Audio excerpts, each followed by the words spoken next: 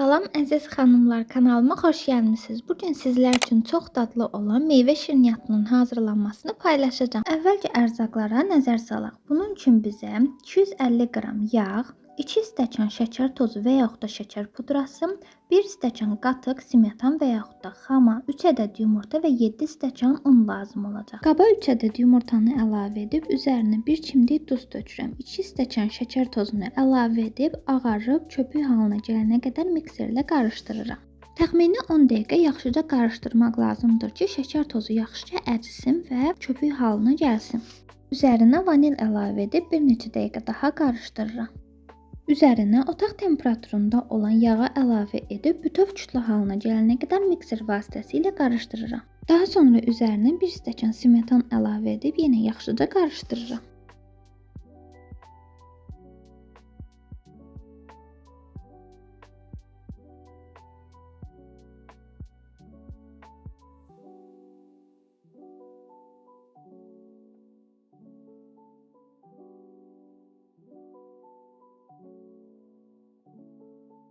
Xəmirin bişərkən qabarması üçün üzərinə 1 paket qabartma tozu, 1/3 çay qaşığı soda əlavə edirəm.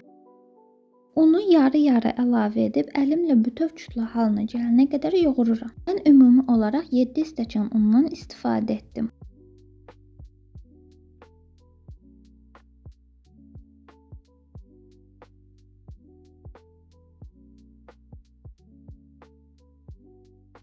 Ətraflı izah üçün videonu kəsməməyə çalışdım. Yenə də hər hansı bir sualınız yaransa rəy bölməsində qeyd edə bilərsiniz.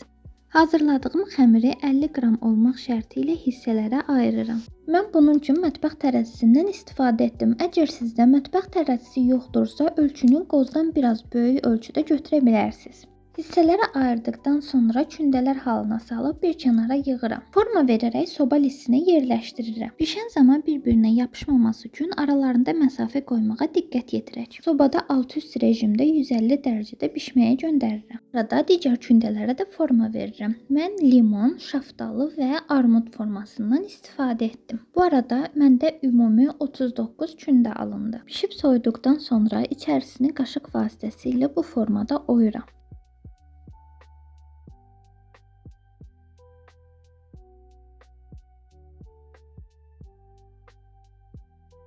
Peçenyələrin içərisinə çıxardığım hissələri blenderin içərisinə əlavə edib ovuntu halına gətirirəm. Daha sonra qatlaşdırılmış südün içərisinə əlavə edib yaxşıca qarışdırıram. Bu arada qatlaşdırılmış südü də özüm evdə hazırlamışam.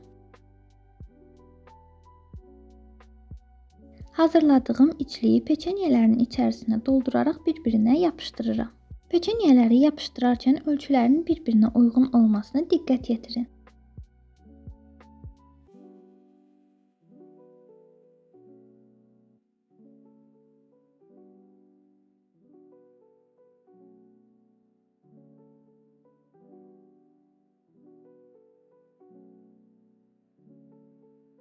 Hər birini bu formada yapışdırıb bitirdikdən sonra keçirəm rəngləndirməyə. Mən 4 cür meyvə, alma, şaftalı, armud və limon etmək qərarına gəldim. Limonları sarı, almaları qırmızı, şaftalıları sarı və qırmızı, armudu isə yaşıl rəngdə etdim. Əvvəlcə kurabiyələri rəngli suyun içərisinə salırıq və salfetkanın üzərində biraz gözlədirik. Birbaşa şəkər tozunun içərisinə əlavə etmirik. Əgər birbaşa şəkər tozunun içərisinə əlavə etsək, şəkər tozu üzərində topaqlanmış şəkildə qalacaq. Bu da təbii ki, xoş görüntü yaratmır. Şaftalının üzərində qırmızı və sarı rəngin arasında yaxşı keçid yaratmaq üçün barmağım vasitəsilə bu formada rəngləyirəm.